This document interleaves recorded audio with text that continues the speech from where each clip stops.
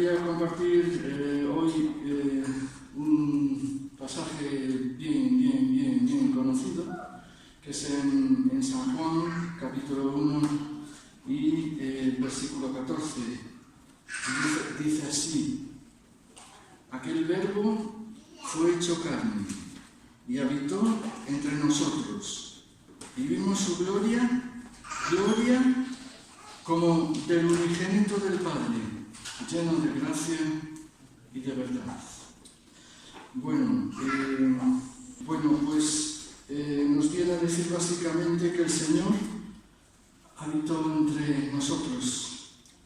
Y lo que más bien quiere decir aquí el evangelista es que, el evangelista y apóstol Juan, ¿no? De que Jesús vino a habitar, pero como si fuera en una tienda. Para un oriental, habitar en una tienda es estar allí, es permanecer, es estar contigo, ¿no? Y Jesús puso su tienda entre nosotros. Un comentarista nos dice: poner la tienda significa establecerse, quedarse allí, introducirse a la vida de una persona también. Y yo pienso que la idea que aquí nos transmite el apóstol no es solamente que Jesús vino, llegó y se fue, ¿no? Sino que Jesús habitó entre nosotros tiempo pasado, pero ¿es que acaso no habita en nuestros corazones? Él vino para quedarse contigo. Amén. Qué bueno. Esto nos invita a alabar al Señor, a acampar en tu corazón. Y Jesús, al morir en la cruz, quiso quedarse con nosotros para siempre. Amén. El Evangelio de Mateo nos habla también cuando Jesús nació, nos dice el mismo pensamiento, dice en Mateo 1:23, he aquí una virgen concebirá y dará a luz un hijo, y llamarás su nombre como Emmanuel, que traducido es Dios con nosotros. Aleluya. Damos gracias a Dios por esto. Y tanto nos amó que quiso no solamente visitarnos, sino quedarse. Quedarse como los que están enamorados, siempre quieren estar juntos, ¿no? Y Él vino a este mundo para morir por ti, por mí, para expresar su amor y su perdón. Y por último, y acabo, este mismo pensamiento lo vuelve a expresar el apóstol Juan cuando escribe Primera de Juan, capítulo 1, y dice en la versión Nueva Traducción Viviente, dice: os anunciamos al que existe desde el principio, a quien hemos visto y oído. Lo vimos con nuestros propios ojos y lo tocamos con nuestras propias manos. Él es la palabra de vida.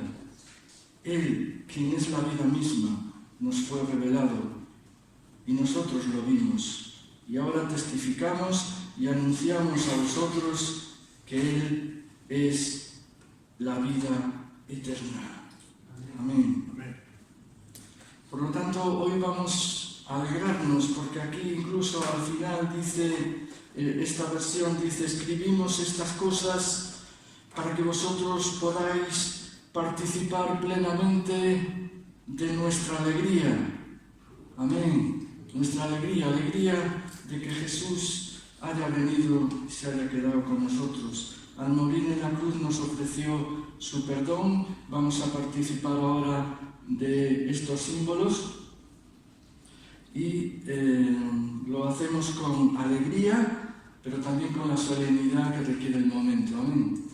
Entonces vamos a pasar a repartir el pan y el vino mientras adoramos al Señor con una canción. Amén.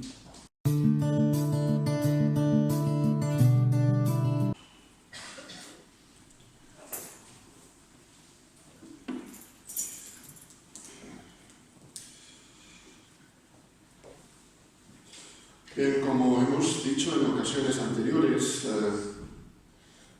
hace unas semanas, todos tenemos un futuro. Absolutamente todos.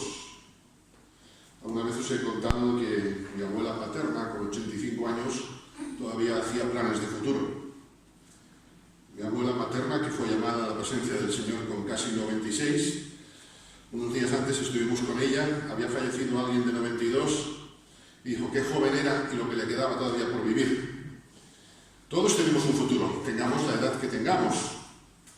Los que tenemos 18, 19 años tenemos un futuro todavía largo, ¿verdad? Se supone, delante. Creo que, como decía esta mañana una hermana, aquí todos somos guapos, pero también todos somos jóvenes. Así que todos tenemos un futuro. Recordamos que todo tiene su tiempo, pero que el tiempo, si lo dejamos pasar, el tiempo no mejora nada. Deja de cuidarte y verás que el tiempo no te mejora. Si dejas de tomar una medicina y dices, bueno, yo no me curo con las medicinas de la Seguridad Social, yo me curo con el tiempo.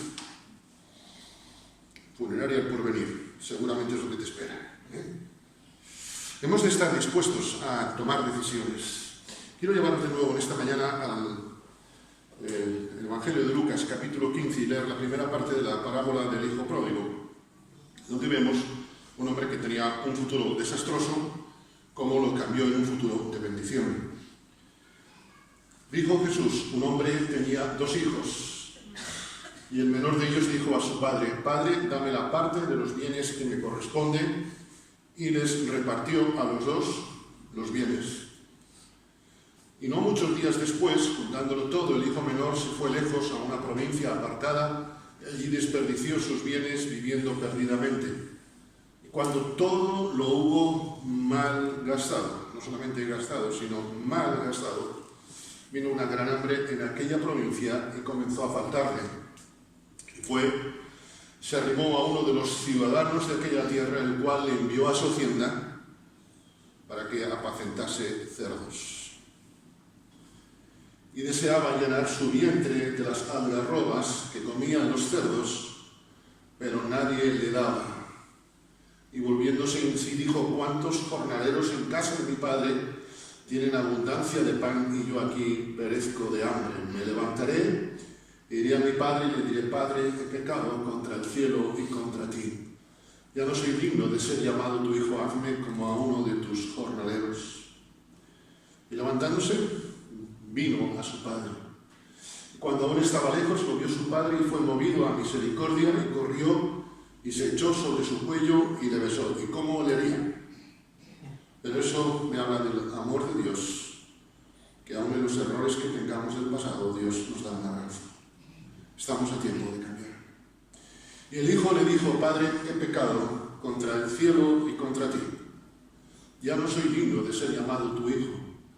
Pero el padre dijo a sus siervos, sacad el mejor vestido y vestidle, y poned un anillo en su mano y calzado en sus pies, y traed el becerro gordo y matadlo y comamos, y hagamos fiesta, porque este mi hijo muerto era y ha revivido, se había perdido y es hallado. Y comenzaron a regocijarse. Como dijimos en la ocasión anterior, lo tenéis editado en vídeo también, estamos a tiempos ya de construir nuestro futuro. Construye tu futuro. El futuro no es algo que viene por la ciencia infusa, que se nos decía cuando éramos niños en la escuela, ¿verdad? No sé si seguirás diciéndose eso, pero se nos decía eso, por la ciencia infusa, no, hay que hacerlo. Y como vimos la ocasión anterior, el versículo 17, dice, volviendo en sí, dijo, ¿cuántos jornaleros en casa de mi padre tienen abundancia de pan y yo aquí perezco de hambre? Vimos, en primer lugar, pues, que él estaba en cierto modo como este barco. Este barco seguro que en sus tiempos fue un hermoso barco, seguramente de pesca, y este barco puede vivir de fotos del pasado, pero esas fotos no hacen nada, porque la situación del barco es así. Este hombre estaba como esto. Y él dice, por eso dice, me levantaré, versículo 17, perdón, volvió en sí, porque antes había estado fuera de sí. Ahora vuelve en sí y dice, ¿cuántos jornaleros tienen abundancia de pan en casa de mi padre y yo aquí perezco de hambre? Yo aquí perezco de hambre. Esto es la situación. Por eso, como decíamos, ya es tiempo de hacer recuento de los daños de nuestra vida. Yo aquí perezco de hambre. Tuvo que hacer un inventario de su situación. Quisiera llevaros en esta mañana y centrarnos básicamente en los versículos 18-19. Otro día, si el Señor lo permite, continuaríamos. Pero en esta mañana quisiera pensar sobre todo los versículos 18-19. Después de esta reflexión que hace él, dice: me levantaré e iré a mi padre y le diré: Padre, he pecado contra el cielo y contra ti, ya no soy digno de ser llamado tu hijo. Hazme como a uno de tus jornaleros. Primero hace un recuento y no se queda diciendo: ahí qué mal estoy. Uy, qué bien lo están pasando en casa de mi padre. Yo aquí perezco de hambre. Que nadie sabe la tragedia que estoy viviendo. Él dice: voy a tomar una decisión. Es tiempo de tomar decisiones que van a cambiar la realidad de nuestra vida. Es tiempo de tomar decisiones que pueden cambiar nuestra vida. Nuestra vida está en las manos de Dios, pero nosotros somos responsables de las decisiones que tomamos en nuestra vida. Una decisión es el primer paso para cambiar de vida. ¿Sabes? Para tomar decisiones hay que estar dispuesto a levantarse. Lo que nos cuesta, ¿verdad? Levantarnos. Estás tranquilo, estás en tu situación, estás en casa muchas veces. Hay lo que me cuesta levantarme. Pero si no te levantas, no llegas a ningún sitio.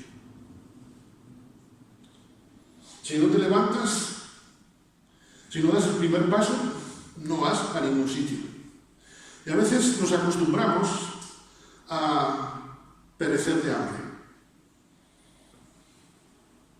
Y es una paradoja, porque Jesús dijo: yo soy el pan de vida, no de subsistencia. Hemos pensado que el Señor nos da su alimento, pero el Señor no quiere que tengamos vida en Él. El Señor quiere que tengamos vida abundante en Él. Una cosa es tener una vida, permitidme, de supervivencia en el Señor, y otra cosa es, y a lo que estamos desafiados, a lo que estoy desafiado, tú estás desafiado, mi hermano, mi hermana, es a tener una vida plena en el Señor. Amén. El Señor no quiere que tengamos una vida a medio gas, como las baterías de los móviles que están ahí. El Señor quiere que tengamos las 3 rayitas del móvil, permitidme, que tengamos el 100% de vida en Él. Las decisiones son una ilusión. Las decisiones son, incluso si me permitís, un buen deseo, mientras no nos levantamos. Mientras no tomamos la decisión, mientras no actuamos, las decisiones, habría que hacer esto. Él no dice habría que hacer, él dice voy a hacer esto. Y cambia totalmente la actitud. Hay muchos cristianos que a veces sabemos lo que habría que hacer, pero pocas veces hay cristianos que hacen lo que hay que hacer. Hay 3 clases de cristianos: los preocupados, están siempre preocupados; los ocupados; y en tercer lugar, los desocupados. ¿Cuál eres tú? ¿Cuál soy yo? ¿En qué grupo de esos 3 cristianos estamos nosotros? Ay, es que mi situación es preocupante. Cuando deberíamos tener una actitud: mi situación me ocupa. Quiero cambiar mi futuro. Recuerdo cuando vamos a veces a Barcelona, y vamos en coche, cuando salimos, decimos: uy, qué distancia más larga nos queda la casa nuestra, la casa de mi hermana. 1250 kilómetros. Yo siempre le digo a Marisa: lo más difícil del viaje, ¿sabes lo que es? Arrancar el coche. Porque cuando tú has arrancado el coche, ya estás en camino. Ya estás dejando atrás tu comodidad. Y ya cuando sales, aunque hay una distancia enorme, y pasas Castilla, algún viaje también si por ahí coincide, a veces tienes que pararte a poner gasolina, hay momentos en los cuales en esa decisión que has tomado tienes que descansar un poco, pero tienes un objetivo. Eso no se consigue si no arrancas, si no sales de casa. Y yo me quedaría en casa, por lo seguro, pero ¿cuál es el objetivo? A veces nos hemos conformado con las metas volantes y no con la meta suprema. Y dice el apóstol Pablo: yo prosigo a la meta suprema. No a cualquier meta, ¿sabes? Las metas volantes, el ciclismo, por ejemplo, puntúan, pero el objetivo de un ciclista cuando sale no es la meta volante. objetivo es la meta final. Y a veces los cristianos vivimos metas volantes. No se trata de desear, yo deseo que mi futuro sea mejor. No se trata de echar de menos, me gustaría un futuro mejor. Se trata de actuar, de levantarnos. Mira, os voy a decir un secreto, yo sé que me lo vais a acordar. Para la caída no se necesita ningún esfuerzo, pero para levantarnos, sí. Caer es lo más sencillo del mundo, pero el levantarnos. Uno de mis sobrinos, muy ya mayor, cuando empezó a andar en bicicleta, recuerdo que coincidí con él en esos días, y el pobre con la bicicleta se caía una y otra vez, y en un ataque de bondad, estoy harto de la bicicleta. Le dije, hombre, no te preocupes, tú levántate. Dice, no, si a mí, digo, tú no te preocupes si te caes. Dice, no, si a mí caerme no me preocupa, lo que me molesta es levantarme. ¿Quién de vosotros cuando era niño no se cayó alguna vez? Claro, no lo recordáis, pero vuestros padres seguro, ¿verdad? Todos hemos empezado a caminar, pero primero nos hemos caído. Y lo que nos cuesta, el miedo que a veces te da, ¿verdad? Cuando un niño a veces tiene una mala experiencia, lo que después le cuesta. ¿Sabes? Caerse es fácil, el problema es levantarnos. El problema es tomar la decisión de levantarnos.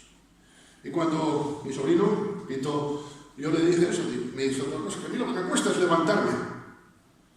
Con el tiempo él, un día me acuerdo que me comentaba, ya no me caigo. ¿Sabes? Cuando aprendes a no caerte es cuando te has levantado. El problema no está en caernos. Caernos nos vamos a caer, 101 vez. Recordad que el hombre es el único animal que tropieza 2 veces en la misma piedra y encima la culpa es de la piedra, decimos, ¿no? El problema no es caer, el problema es levantarnos. Dice el autor de Hebreos, levantad, ya esto pasaba en la iglesia primitiva, así, bueno, también la iglesia actual, vamos. Levantad las manos caídas y las rodillas paralizadas y haced sendas derechas para vuestros pies, para que lo cojo no se salga del camino, sino que sea sanado. Leo Hebreos 12 y 13. Puedes decirme en esta mañana, es que mi futuro, tú no sabes cómo es, mi futuro es, tengo esta enfermedad, tengo esta situación familiar. Bueno, después si quieres te cuento la mía y ya verás. Cada uno de nosotros tiene un futuro, con dificultades, seguro. Y pienso en algunos personajes que tomaron decisiones o que vivieron situaciones en las cuales el futuro se les planteaba muy negro. Recordamos el futuro de David, cuando peca, ¿verdad?, con Betsabé. Aquella fue una decisión que él llevó en un momento de locura, o lo que tú quieras. Hoy diríamos enajenación mental transitoria. Aquello fue un pecado, dejémonos de historias.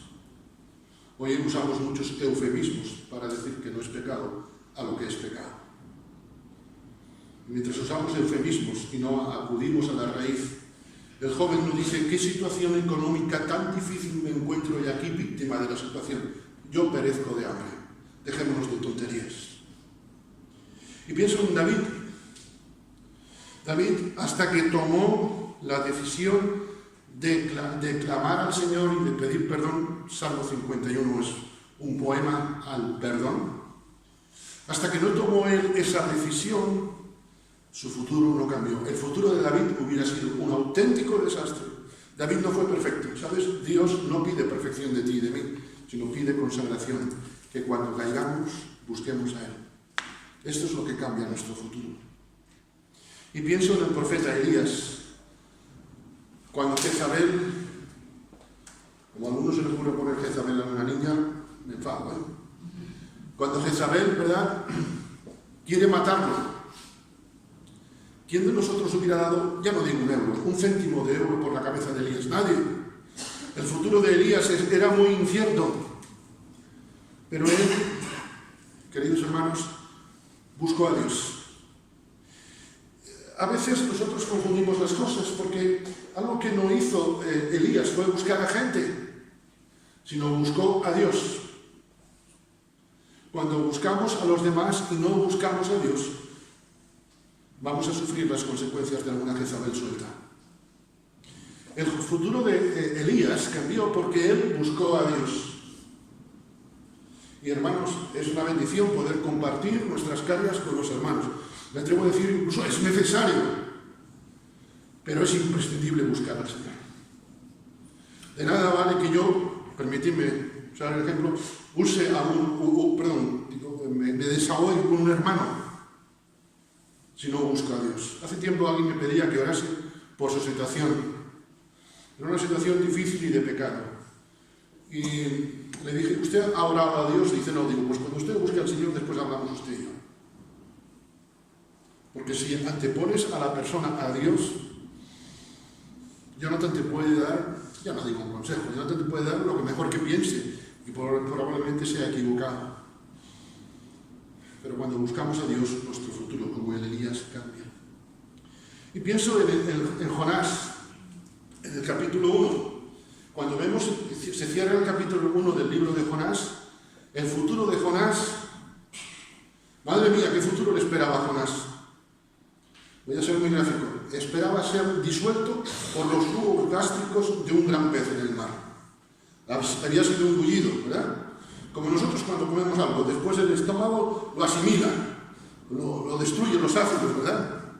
De hecho, se dice que si nuestro cuerpo no estuviese protegido por una serie de capas que tenemos de grasas, etc., el ácido comería cualquier cosa, el ácido de nuestro estómago. Imagínate tú, el ácido de un gran pez.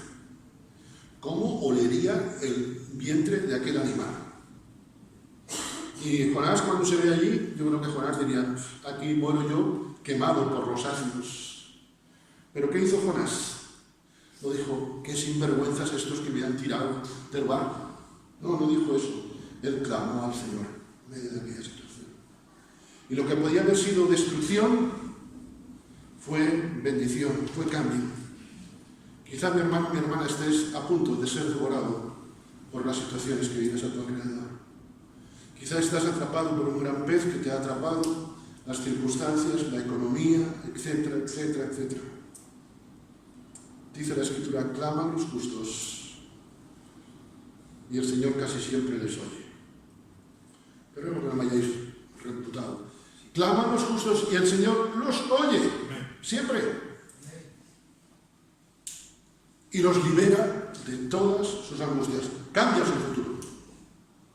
¿Sabes por qué dices, yo veo mi futuro negro? Porque no clamo al Señor.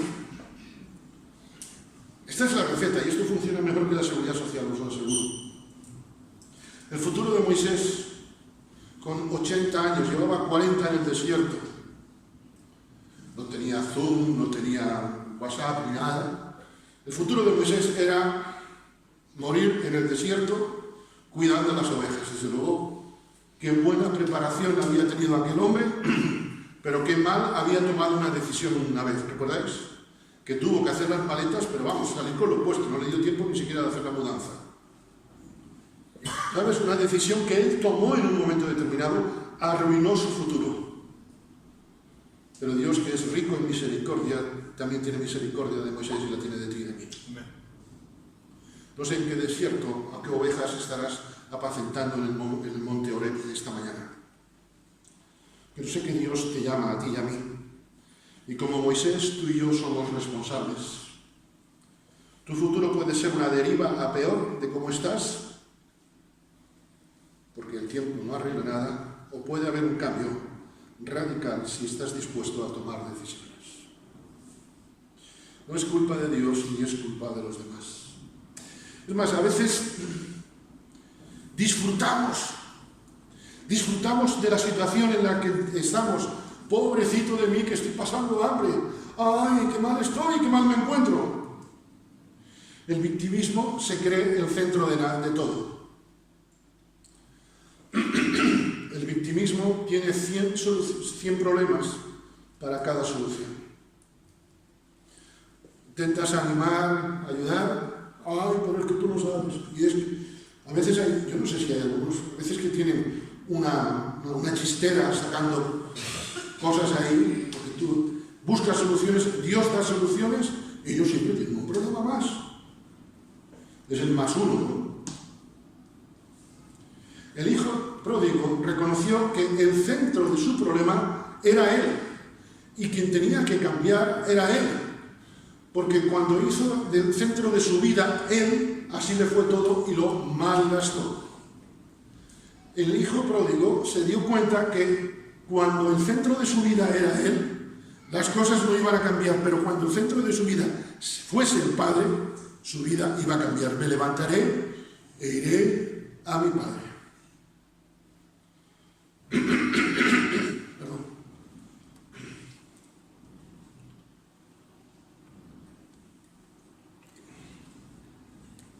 El futuro de Judas.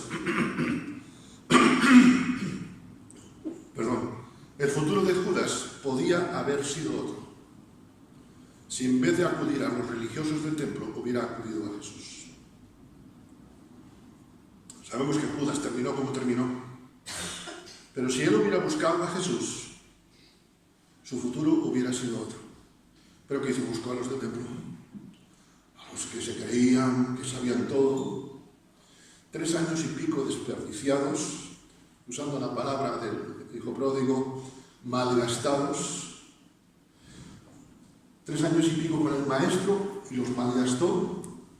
Y cuando tomó una decisión equivocada, como tú y yo tomamos 70 veces 7, permitimos usar la ilustración, en vez de acudir a Jesús, acudió a los principales de la sinagoga, a los religiosos, y así terminó como terminó. Maldito el hombre que confía en el hombre, dice la Escritura. Y cuando confiamos más en las personas que en Dios, lo de Judas puede ser una broma, permitidme la expresión. Dios nos da no mucha, sino total libertad para tomar decisiones. Deuteronomio 30, 19, Moisés dice: a los cielos y a la tierra llamo por testigos, hoy contra vosotros, que os he puesto delante la vida y la muerte, y la bendición y la maldición. Escoge, pues, la vida, para que vivas tú y tu descendencia. Escoge. A veces hemos confundido pruebas con consecuencias. Una cosa son las pruebas que pasamos haciendo la voluntad de Dios, y otra son las consecuencias de nuestras malas decisiones. Y ya no digo las consecuencias de nuestros pecados. Os conté alguna vez, siendo niño con 9, 10 años, quizá 11, uno que había sido miembro de la iglesia donde mi padre pastoreaba, en poco más de 5 o 6 meses había atropellado a una persona en el pueblo con un R5 Copa turbo, que había aquello que eso era la máxima potencia, y a los pocos meses tuvo un accidente de noche viniendo de fiesta, volcó con el coche, y fuimos a visitarlo. Mi padre fue a visitarlo y mi padre me pidió que la acompañase, y llegamos allí y mi padre le dice: hombre, fulanito, ¿qué tal estás? Y la respuesta a mí nunca se me olvidará: hombre, don Luis, ¿ha visto usted lo malo que me ha salido el coche? Mi padre, muy diplomático, le dijo: el malo eres tú, no el coche. ¿Sabes? A veces le echamos la culpa a terceros.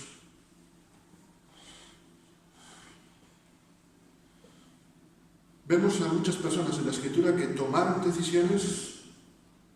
Lot tomó una decisión fácil y sabemos cómo terminó la cosa, ¿verdad? Tuvieron que salir por patas. Abraham fue fiel al llamado de Dios y después ya sé que tuvo caídas, que mintió, pero fue fiel a pesar de todo.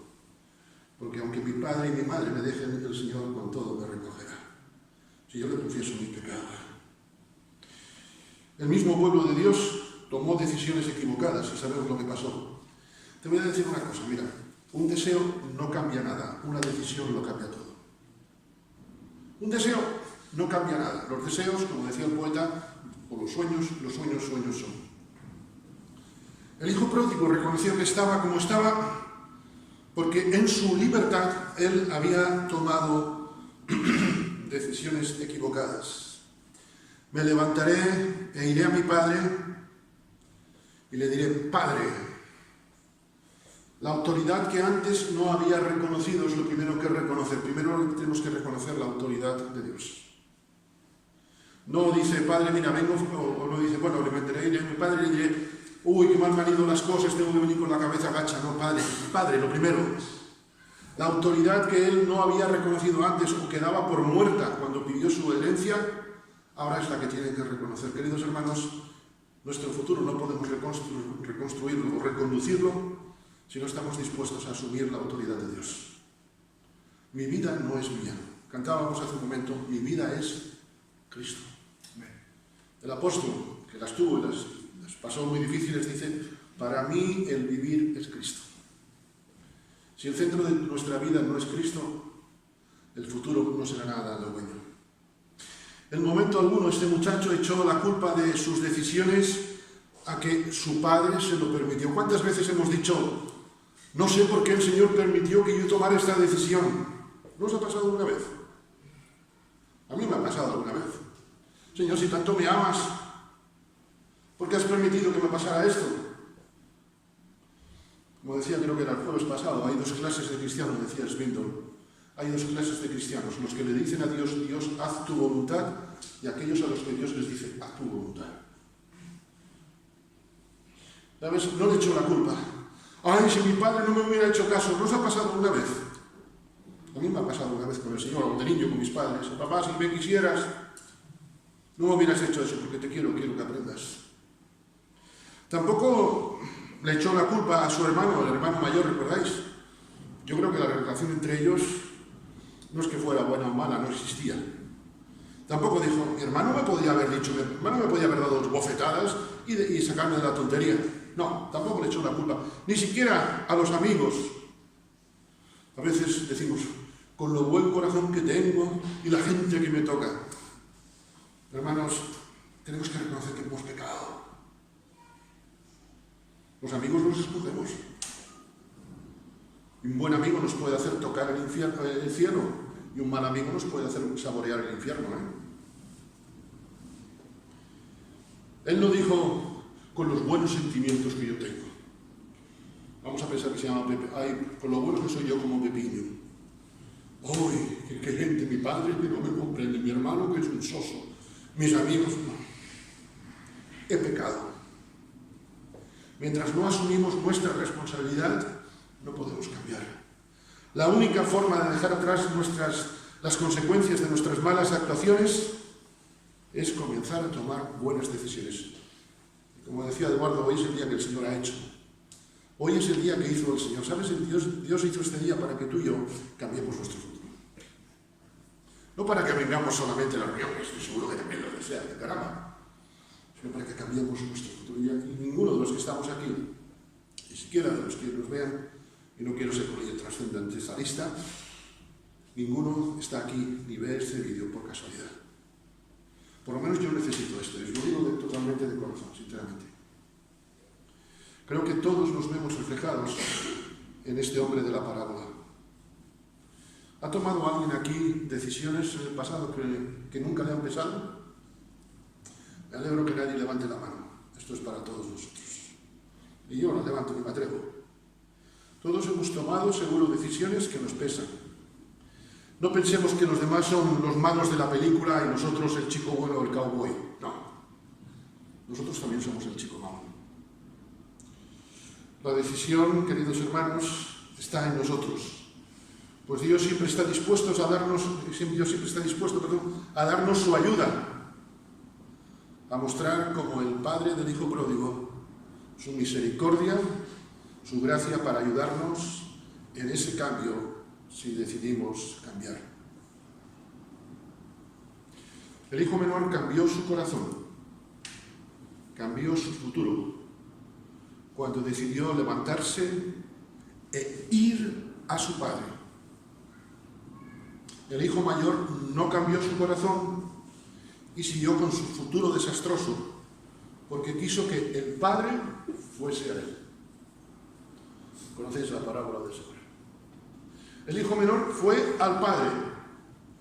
El hijo menor quiso que el padre viniera a él. A veces queremos que Dios venga a nosotros en vez de nosotros ir a Dios.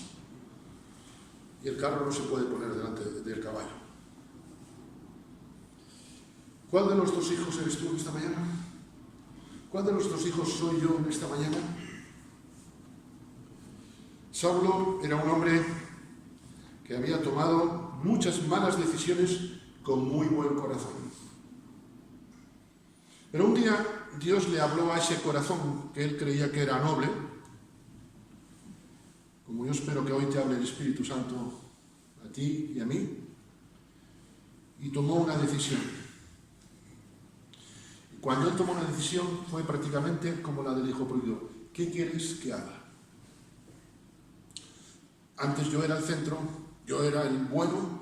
Señor, tú eres el centro. ¿Qué quieres tú que yo haga? Cambió el epicentro de todo. Cambió el centro de todo, cambió en aquella frase. Saulo, que se creía el centro, dijo, Señor, ¿qué quieres que haga? Está diciendo, voy a casa de mi padre. Y tiempo después escribiría, por la gracia de Dios, soy lo que soy. Y su gracia no ha sido en vano conmigo. ¿Estará siendo vana la gracia de Dios contigo y conmigo porque no queremos cambiar nuestro corazón? Concluyo en esta mañana con una frase que dejo para el corazón de cada uno, para la reflexión de cada uno. ¿Qué decisión vas a tomar tú? ¿Qué decisión tomas tú en esta mañana? Muchas veces decimos que no, que debemos salir igual que hemos entrado. No está en el predicador, que en esta mañana es un predicador limitadito, como bien conocéis, y a pesar de ello le tenéis paciencia. No se trata de mejores sermones, sino se trata de un corazón cambiado para el poder de Dios. ¿Qué decisión vas a tomar tú hoy? Permitidme tener una palabra de oración antes de despedirnos.